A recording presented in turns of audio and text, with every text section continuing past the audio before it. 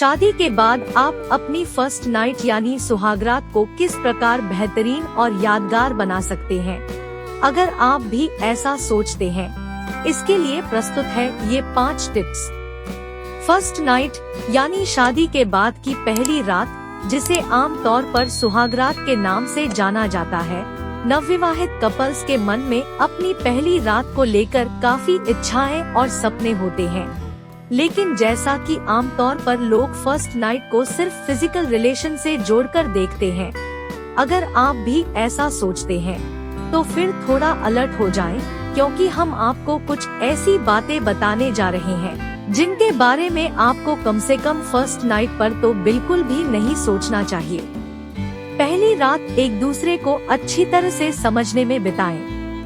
शादी के बाद की पहली रात एक आइस ब्रेकर की तरह होती है, यानी यह वह रात होती है जब नवविवाहित कपल्स एक दूसरे को अच्छी तरह से जान और पहचान सकें। इसलिए इस रात एक दूसरे की पसंद और आदतों के बारे में जानने की कोशिश करें। एक दूसरे के साथ दोस्ताना भरे कुछ अंतरंग पल बिताएं।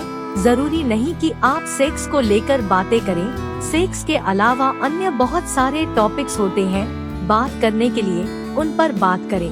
पति पत्नी के रिश्ते में सेक्स आपसी सहमति से होना चाहिए, इसलिए अपनी सुहागरात को एक दूसरे को समझने में बिताएं। फिजिकल रिलेशन बनाने की कोशिश न करें। शादी के बाद की फर्स्ट नाइट को अगर फिजिकल रिलेशन बनाने का ऐसा कोई ख्याल आपके दिमाग में चल रहा है, तो इसे अपने दिमाग से निकाल दें, क्योंकि शादी और उसके बाद की अन्य रस्मों रिवाजों के चलते नवविवाहित कपल्स काफी बिजी रहते हैं और वे शारीरिक और मानसिक रूप से भी थक जाते हैं। ऐसे में किसी भी तरह के फिजिकल रिलेशन की कोशिश करना सही नहीं है। सेक्स करने के लिए सारी जिंदगी पड़ी है। सुहागरात को दोस्ताना माहौल में हल्की फुल्की बातों में एक दूसरे के साथ बिताएं। पुरुष पार्टनर द्वारा पहल करने की शुरुआत।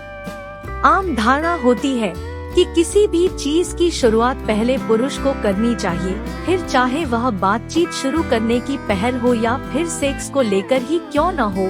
लेकिन यह भी तो हो सकता है कि पुरुष पार्टनर यह उम्मीद कर रहा हो कि उसकी पार्टनर शुरुआत करे। इसलिए ओपन माइंडेड रहें और खुलकर बात करें, क्योंकि अब आगे की जिंदगी आप दोनों को ही साथ बितानी है। किसी भी प्रकार का कोई दिखावा न करें, क्योंकि यह आपके जीवन के एक नए सफर की शुरुआत है। इसलिए किसी भी तरह का दिखावा, चाहे वह आपके इमोशंस का हो या ईगो का, बिल्कुल भी न करें। कंफर्टेबल रहें, दोस्ताना रहें, रोमांटिक रहें और चाहे तो एक दूसरे से अपनी सेक्सुअल पसंद नापसंद को लेकर बात कर सकते हैं। सेक्स करने के लिए एक दूसरे की पसंद को तरजीह दें।